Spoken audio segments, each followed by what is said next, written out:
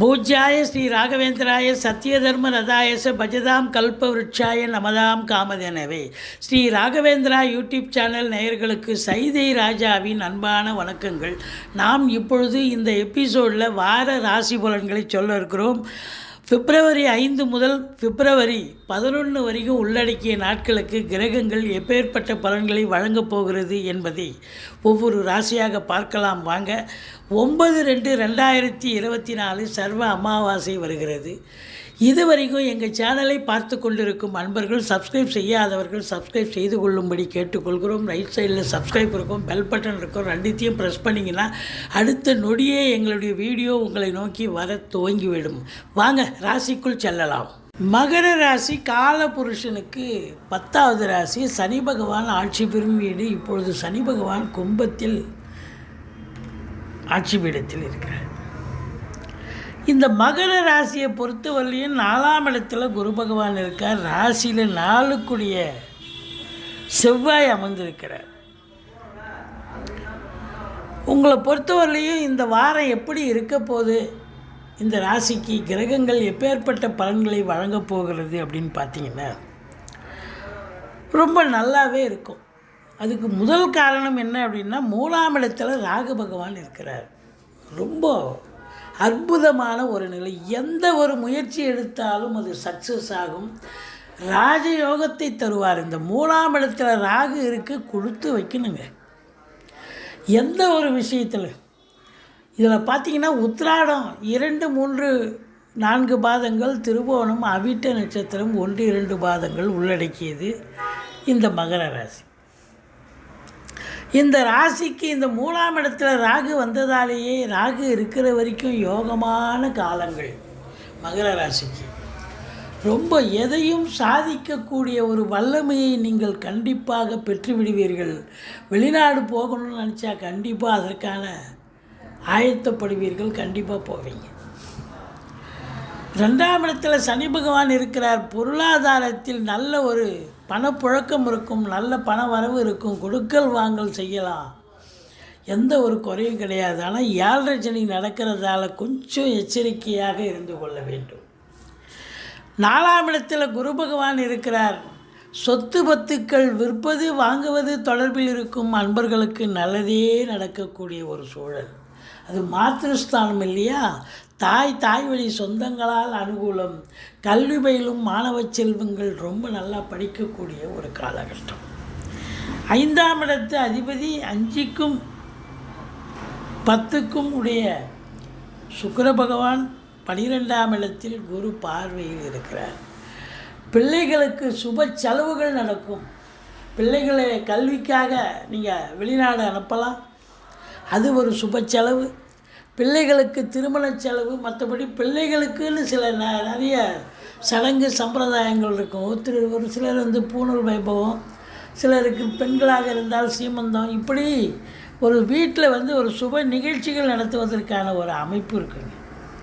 உங்களை பொறுத்தவரையிலும் இளைய சகோதரர்களுக்கும் உங்களுக்கும் கருத்து வேறுபாடு வரும். மற்றபடி 8ஆம் இடத்து அதிபதி சூரியன் ராசியில் இருக்கிறதால சில பிரச்சனைகள் உங்களை தேடிட்டு வரும். ரொம்ப விழிப்புணர்ச்சியோடு இருங்க, எச்சரிக்கையாக இருங்க. மற்றபடி குறை ஒன்றும் இல்லை அப்படின்னு சொல்லலாம். 8ஆம் வீட்டை குரு பார்க்கிறார். அதிர்ஷ்ட வாய்ப்புகள் தேடி வரும். வரா கடன்கள் வசூலாகும். இன்சூரன்ஸ் பணம் கிளைம் ஆகி கைக்கு வரக்கூடிய ஒரு காலகட்டம். வாரிசே இல்லாத குடும்பங்களுக்கு உங்களை வாரிசாக நியமித்து அவங்களுடைய சொத்து பத்து நகை நட்டு லிக்விட் கேஷ் உங்கள் பெயருக்கு மாற்றி எழுதக்கூடிய விபரீத ராஜயோகம் அமையக்கூடிய காலகட்டம் என்று சொன்னால் மிகையாகாது. 9ஆம் இடத்தில் கேது இருக்கிறார். தந்தைக்கும் உங்களுக்கும் இடர்பாடுகள், பிரச்சனைகள், கருத்து வேறுபாடுகள் வரலாம். தந்தைக்கு சமூகத்தில் அவப்பெயர் ஏற்படலாம். தந்தைக்கு தேக ஆரோக்கியத்தில் அக்கறை தேவை. வெளிநாடு போகக்கூடிய அன்பர்கள் உங்களுடைய தாஸ்தாவேஜுக்களை சரிவர எடுத்து செல்லுங்கள், இல்லைன்னா அங்கே போய் பிரச்சனை வரும். மற்றபடி ஆன்மீகத்தில் நாட்டம் அதிகம் இருக்கும். 10ஆம் இடத்தை குரு பகவான் பார்க்கிறார். இந்த மகர ராசியில் பிறந்தவர்களுக்கு இந்த குரு அங்கே இருந்து பார்க்குற வரைக்கும் உங்களுக்கு பொற்காலம் தாங்க. தொழிலில் நம்பி கடன் வாங்கி தொழிலில் போடுங்க, தொழில் நல்ல அபிவிருத்தி ஆகும், நல்ல சம்பாத்தியத்தை பார்க்க போகிறீங்க. வளர்ச்சி அடைய போகிறீங்க. ஏன்னா தொழில் நல்லா இருந்தால் சம்பாத்தியம் இருக்கும், சம்பாத்தியம் இருந்தால் வளர்ச்சி இருக்கும் இல்லையா உங்களுக்கு. மற்ற அரசு உத்தியோகம், தனியார் துறையில் வேலை பார்க்குறவங்களுக்கு சலுகைகள் அனைத்தும் கிடைக்கும். நீங்கள் என்ன எதிர்பார்க்குறீங்களோ அது கண்டிப்பாக கிடைக்கும். அதுலேயும் குறிப்பாக பார்த்தீங்கன்னா ப்ரமோஷன், இன்க்ரிமெண்ட்டு, தேவையான இடத்துக்கு ட்ரான்ஸ்ஃபர் வாங்கிட்டு போகிறது.